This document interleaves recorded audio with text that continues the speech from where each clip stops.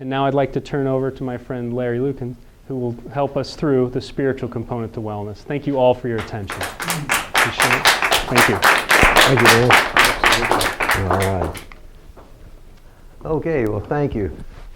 I'd like to start out by sharing a little bit about myself. I was raised by two loving, hardworking parents that taught me I could be anything I wanted to be. All it would take would be hard work, and if it wasn't working out, I wasn't working hard enough or I wasn't working smart enough. That's just the way I was brought up. And that really served me well for a long time. In 1974, I married my soulmate, Holly. In 1977, we started our family with the first of 5 children. In 1978, we built our dream home. And by 1985, I had 5 children. I was just living the dream. I had 3 successful restaurants and 5 muffler shops. Life was good. I was making money. I was like Ozzie and Harriet plus tax. I mean, it was really a good thing. Well, then all that was about to change. And in 1985, my wife and I lost our infant son, Clay. And then in 1986, I went through a 2-year IRS investigation by the Criminal Investigation Division. That's the folks that come out, knock on your door, they got guns, they want to take inventory of everything you have in your house. Was it paid for by cash, check, or a gift? They go through that whole process with you.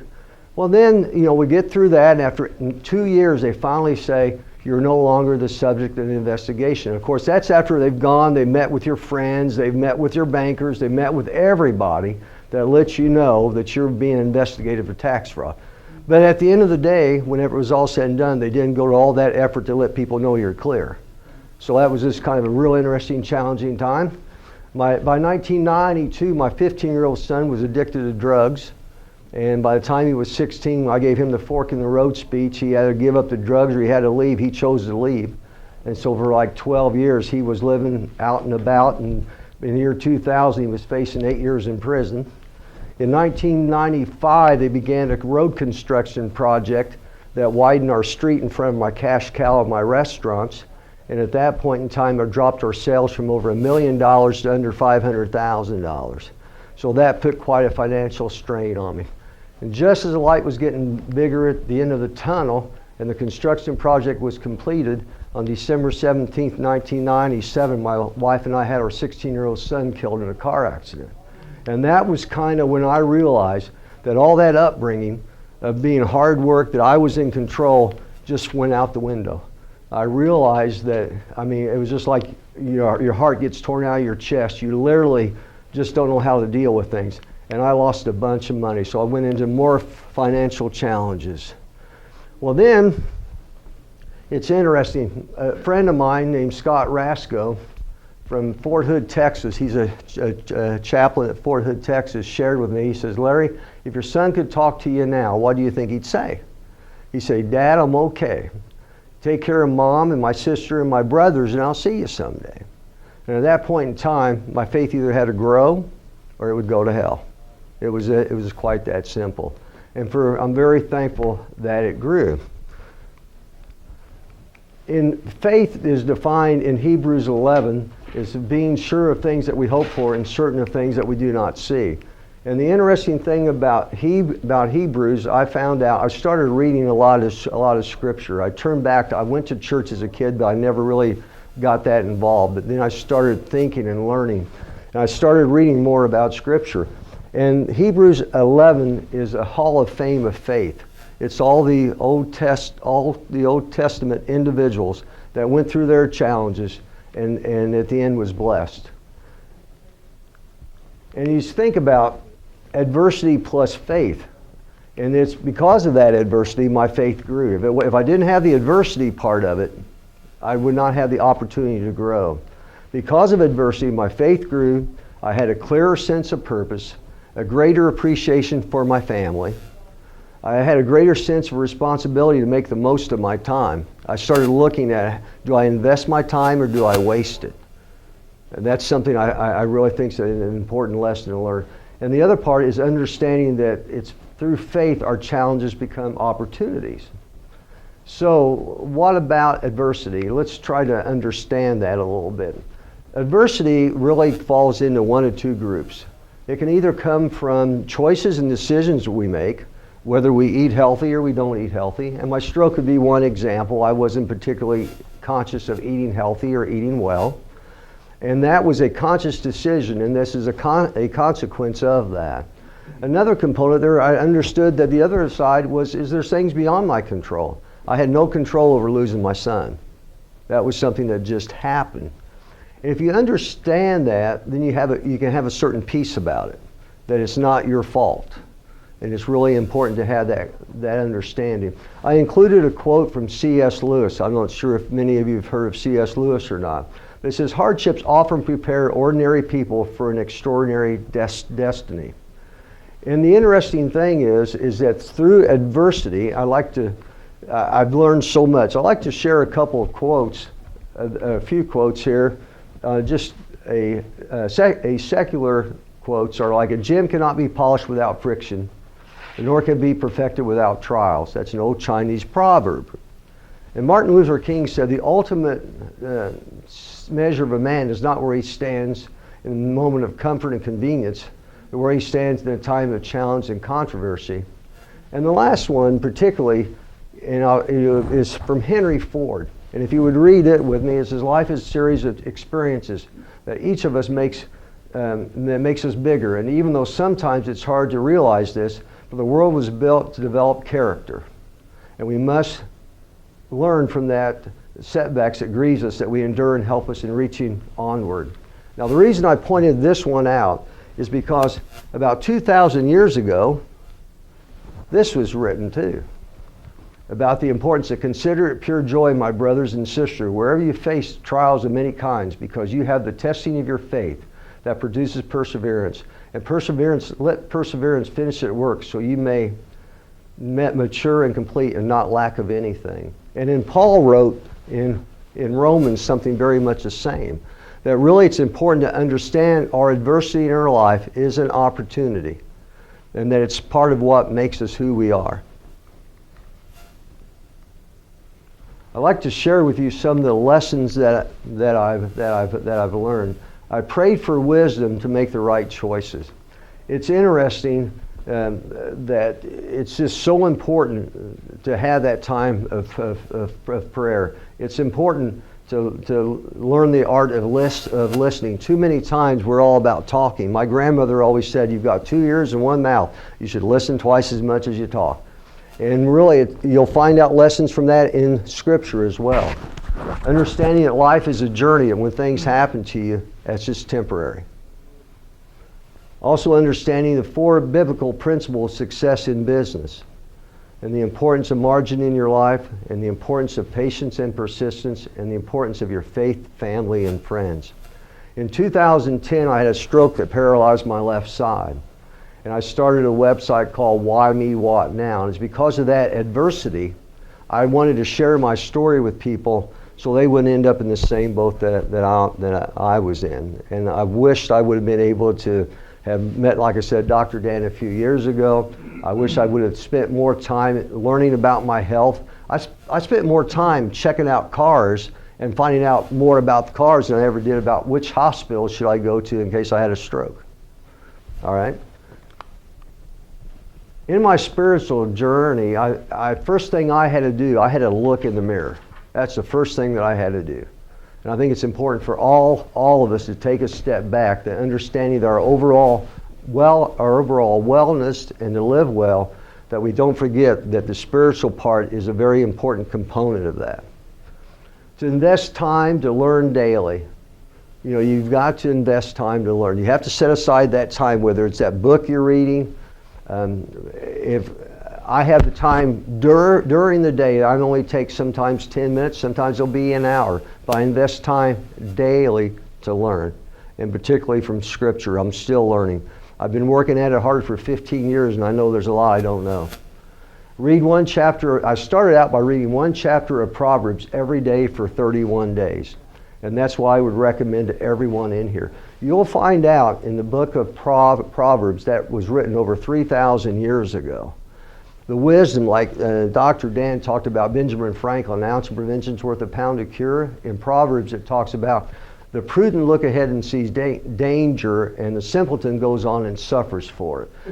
And you can go on and go on. And Abraham Lincoln, he has over 474 quotes that he's known for, and many of those are found in Scripture. So I would think it would be interesting for you to read one chapter a day and just find out how much wisdom that was written 3,000 years ago that many other people are given credit for. And the other thing I found, it really helps you get the wisdom to make the right choices. And that if you understand that adversity, some of it comes from poor choices, you'll find out you'll be making fewer and fewer of the poorer choices. And wisdom to understand to be at peace of those things that we cannot change. I think that's just a super important thing to understand, that we are not in control of everything. Now here's what I found fascinating. If you Google the benefits of spiritual health, you will find that Mayo Clinic, Johns Hopkins University, ABC News, and the list goes on, will share with you there is scientific proof the benefits of spiritual health. Now that's the thing I found super interesting. And I would invite you to learn more. So here's a few takeaways, and then we'll have a Q&A for both Dan and I both. It's not if, but when things happen. So no matter who you are, no matter where you're at in your life, whether you're young and you're 20 years old and you think none of that stuff's ever going to happen to me, or you're 59 years old and you've had a stroke for 3 years, and I don't know what my next challenge is going to be, but I have confidence my faith will get it through. You know, those are the type of things that it's to basically have these takeaways. It's not if, but when. Invest your time, grow in wisdom. You're not in control of everything, and in every challenge seek opportunity. And it's by our faith that we live well. And it's by our faith that we can overcome adversity. And that's my presentation for the day. And I would be open to any questions from any of you. And Dan?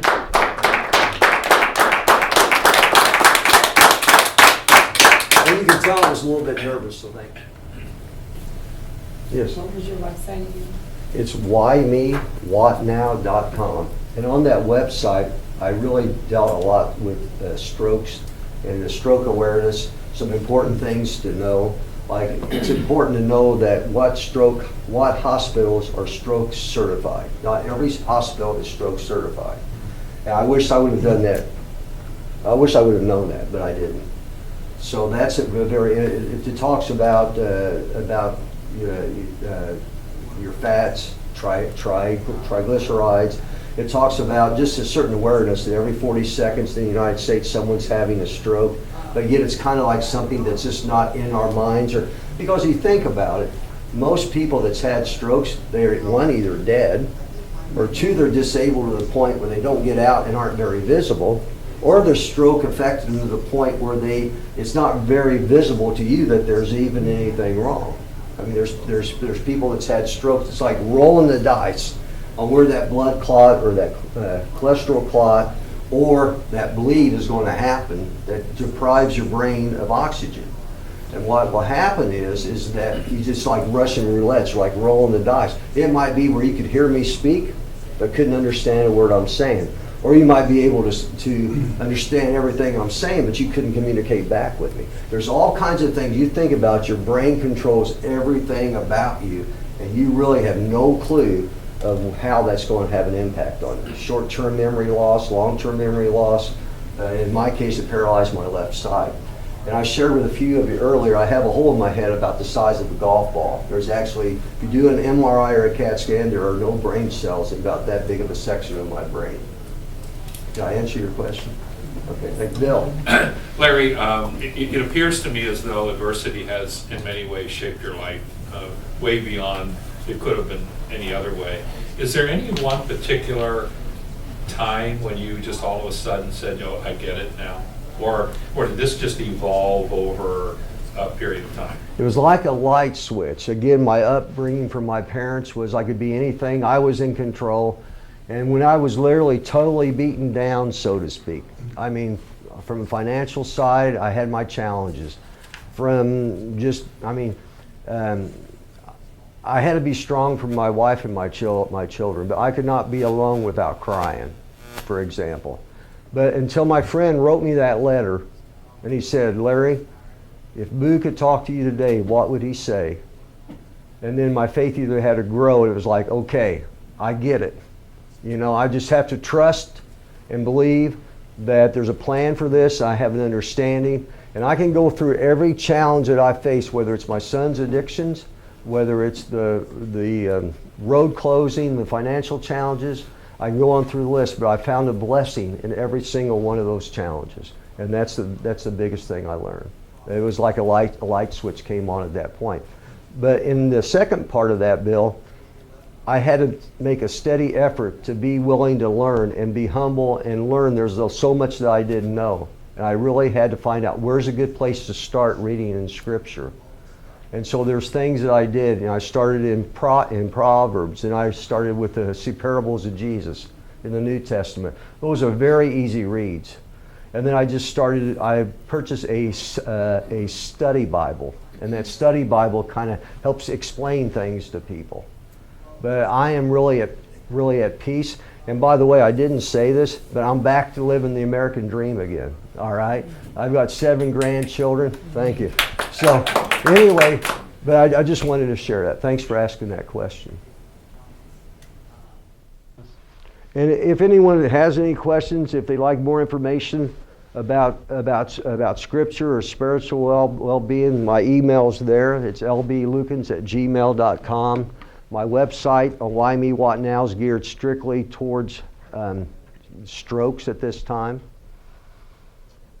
So I thank you all very much. Nice job. Thank you.